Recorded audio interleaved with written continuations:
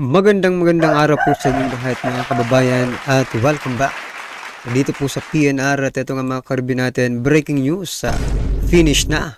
Nasyak si Tamba at Kongreso sa pasabog, sa big pasabog ni Congressman Abante. Naku po, kumanta na. Yan mga kababayan, patungkol po yan ang ating alamin at bibigyan ng komento ngayong araw na ito. Pero bagong lahat mga kababayan, kung di ka pa nakapag-subscribe sa ating munting channel, please don't forget to subscribe at palike na rin po ng video ito. Maraming salamat po. At ito na nga, simulan na po natin to. Sawa na ang bayan ko sa magnanakaw na tao.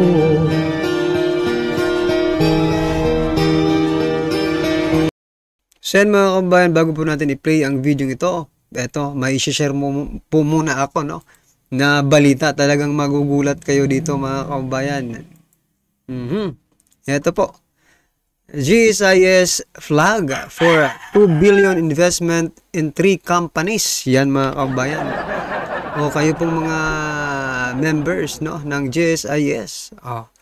Yung mga pensioners natin, ito po, a flag for 2 billion investment in 3 companies. Balita po ito mula sa Philippine Star. Nako, ito mga kababayan. The Commission on Audit, no, in-audit po kasi, has flagged the Government Service Insurance System or GSIS for investing 2.3 billion in stocks of 3 companies with no record of profitability. Hindi pwedeng kumita, no? And for its failure to collect 14.7 billion in premium contribution paid by employees in various government agencies as of end of 2023. Nako, 2023 pa pala ito mga kababayan. Hanggang ngayon, ibig sabihin hanggang ngayon. May nag-comment nga po mga karibin natin, sabi niya, nako po, paano na ako tag dito, magre-retire na po daw siya mga kababayan at nababahala siya kasi dito sa GSIS po 2 billion na po ang ininvest nila na walang kita. Nako, mukhang ang tanong nga dito, teka, tapusin ko muna yung nag-comment, no. Sabi niya pala, bago tayo magpatuloy dito. Sabi niya, nako, magre-retire na po ako. Baka isunod nyo yung SSS, ha? Kasi dito daw, nasimula na sa GSIS, mga kababayan. So, kanina, sinabi ko kanina, but I'm trying to point out kanina, mga kababayan, no? Baka, itong mga companies na ito, no? Baka mga bogus lang ito.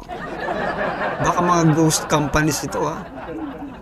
Bakit nagkaroon ng flag dito sa sa COA? Diba? Eto, Makabayan Black, lahat po ng Quadcom, lahat po ng mga congressman. Eto lang, isaksak nyo sa mga kukotin ninyo. Eto, klarong-klaro na may flag sa COA. Kay Vice President Sara Duterte, wala pong flag, no? Inaudit na po at walang problema. Ngayon, move on na po tayo. Dito muna tayo sa GSIS, mga kababayan. 2 billion po ito. Ngunit hindi po kayo nag-iingay, diyan sa camera. Pag 125 million ang ingay-ingay nyo, eto 2 billion, di ba? 2.3 billion na stocks ang binili ng GSIS na hindi nga lang kumita. Hindi nyo ba ito iimbestigahan for in aid of legislation, no? Para makagawa kayo ng batas na bawal nang i-invest, no? Doon sa mga hindi profitable na mga companies. Please naman, no? Wag po tayong magbulag-bulagan. Let's open our eyes kasi ito, klarong-klaro po ito. Kailangan imbestigahan. May kasalanan, di ba? Move on na po kayo dyan sa 125 million. Ang sinisigaw ng taong bayan, eto, 2 billion. dapat imbestigahan. Diba? At kailangan maibalik yan. Hindi nyo po pera yan. Hindi nyo personal na pera yan. No? Oh. Kung ganyan pala, na-invest nyo lang din naman pala, bakit hindi na lang yung contributor sa mag-invest? Mas mapapag-aralan pa nila yung mga stocks na pwede nilang bilhin. Unlike sa inyo, kayo ang nagde-decide, no? Hindi naman pala profitable yung inyong ini-investan. Di ba yan, nakakahiya ito, mga kababayan? Oh. Sinasayang nyo po ang pinaghirapan ng mga miyembro niyan, yung mga naguhulog ng GSIS, yung mga government employee. Ikaw man ay sundalo, teachers, firemen, ano pa man dyan, tawag dito, yung ikaw man ay nag-uopisina o hindi nag-uopisina, as long as you are government employee, I think meron talagang GSIS, mga kababayan. So eto, sinasayang po nila ang pera ninyo. Kasi ako, hindi naman ako naghuhulog niyan eh. Sinasayang po nila ang pera ninyo, mga kababayan. Ano po ang inyong masasabi dyan? At eto pa, hindi lang po yan ang mas matindi. No? Ito pang mas matindi, mga kababayan. O, mula pa rin po ito sa Philippine Star, mga karabin natin. Philippines growth likely second fastest. Nako. Sabi po yan ng World Bank. Aba, talagang bulag ba itong World Bank na ito? Anyway, baka iba po yung ibig sabihin nila. Philippines is the second fastest sa pangungutang siguro sa World Bank. Diba? Baka sa pangungutang ito, hindi po yung ekonomiya. But, nung binasa ko po, sabi nila it's about economy. Diba? But, tanungin nga natin ang ordinaryong Pilipino. Totoo ba? Palago ng palago ang ekonomiya ng ating bansa. Pero teka lang, ano po ang pinagbasihan nila? Kasi isa po sa pinagbabasihan ng ordinaryong Pilipino kung malago ba ang ekonomiya or hindi ay ang value ng ating peso. So what now? Diba? Napaka-weak po ng ating peso. So is it a sign? Mga kababayan, is it a sign na we are growing? Mukhang baliktad rin yata ang utak, no? Itong World Bank na ito. Well, anyway, siguro kung nagbabase lang po sila, opinion lang ito ha. Siguro kung nagbabase po sila sa laki ng utang ng isang bansa sa kanila. That's why, kung malaki ang utang, ibig sabihin, fast yung growth ng economy kasi malaki nga yung inutang eh. Pero ang hindi nila alam, yun, di ba? Ang hindi nila alam, malaki nga ang utang ng Pilipinas, pero hindi naman ginagamit. No? Sa pagpapalago ng ekonomiya ng ating bansa. Oh, yun lang. Dapat, World Bank, dapat kung magre-research kayo, on the grounds talaga. Kasi pag nandyan lang kayo sa taas, nako, baka mabigyan pa kayo ng porsyento. Diba? Well, anyway, mga kababayan, ano pong inyong reaction dyan? I-comment nyo na lang po. At eto na, panoorin po natin si General Macanas at bigyan po natin ng reaction to. Magandang araw, mga kaibigan. Bigyan natin ng reaction ngayon ng mga pahayag ni Ted Filon sa kanyang programa. Punong-puno na ng salop itong si Mr. Ted Filon. Ramdam mo talaga yung kanyang nag-aalab na galit ba o pagkadismaya. Anong klaseng gobyerno ito ngayon? Salamat at mayroon tayong Ted Filon na nagsasalita para sa nagsisilbing boses ng taong bayan. So, salamat Ted Filon. Pakinggan natin ang kanyang mga pahayag at yung reaction din ni Pinoy Views and Opinions, isa sa mga matatapang na vlogger na pumupuna sa administrasyong ito. Isang uri ng gobyernong tinatatakbo ng pinakawalang kakayahan, pinakawalang kwentang mga tao. Grabe! Pinakawalang kakayahan na, pinakawalang kwenta pa. Sa bagay mga kababayan, President Paino dahil sinabi na rin yan ni VP Sara Duterte para daw tayong bansang walang pinuno mga kababayan, walang number one. Yung presidente dahil hindi marunong maging presidente. In short, tama nga si Ted Filon, walang kwenta. Nagpapatakbo sa ating bansa. Ano sa palagay niyo? Correct. Klase. Ano daw sa palagay natin mga kababayan, no? Yung kanyang sinasabi. Talagang totoo po yan, no? Lahat naman, yun din ang nakikita. No? Para talagang wala tayong walang presidente. Sabi nga sa isang comment, walang direksyon ang administrasyon ito. Para daw tayong isang sasakyan, no? Na walang preno. Hindi alam kung saan patungo, no? Kapag minalas-malas, baka sa bangin pa tayo pulutin nito. Anong uri ng gobyerno meron tayo ngayon Gobyerno ngagnag. sa Pilipinas? Kleptocracy. Grabe ang term mga kababayan, no? Kleptocracy. Di ba kung may kleptomaniac mga kababayan, yung magnanakaw, eto, kleptocracy. Naka-embed na sa ating gobyerno ang nakawan. Huwag kang magmalinis! Nagulang pa ako sa... So, klepto, from the word kleptomaniac, ibig sabihin yung pagnanakaw. So, yun po, napakatinding birada ni Ted Filon sa Uri ng pamamalakad sa gobyerno ng mga taong lulong sa Palakpakan.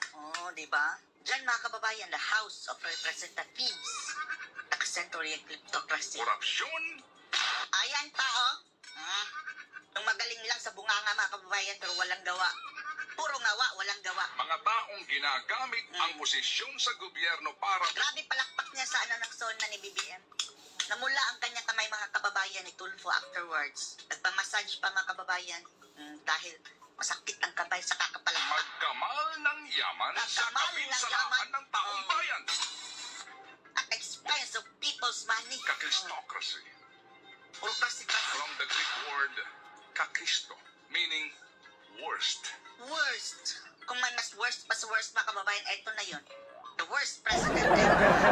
Na nandiyan natin. Mas malala pa ito kay Pinoy Aquino mga kababayan Government Mas malala pa kaysa sa kanyang ama na ang diktador na si Marcos are the Sr. worst. Isang uri ng gobyernong pinatatakbo ng pinakawalang kakayahan, Weak leader. Correct si Sara Duterte. Hindi marunong maging presidente. pinakawalang kwentang mga tao.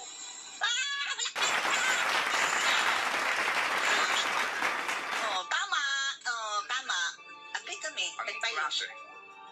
Anong uri ng gobyerno meron tayo Gobyernong bangag na mga kababayan. Wala na sa katinuan Talaga mga kababayan, no? Dito lang tayo nakakita ng gobyerno na kung saan yung mga matitinong general, colonel po ay ipinakukulong ng mga hinayhutak na mga makakaliwa, diba? Kung sino patuloy yung mga may kasalanan sa batas, mga kababayan, sila patuloy ang nagpapakulong sa ating magigiting na mga general na lumaban, no? Para sa kapayapaan ng ating bansa, para sa kapakanan ng ating bansa. Pero isang idlap lang, mga kababayan, nabahiran po ang kanilang reputasyon. Dahil sa pagpapakulong ng mga ilang tonggrista dyan sa kamara. No? Na kung saan may mga background ng mga destroyer ng country at mga convicted pa yung iba. sa Pilipinas.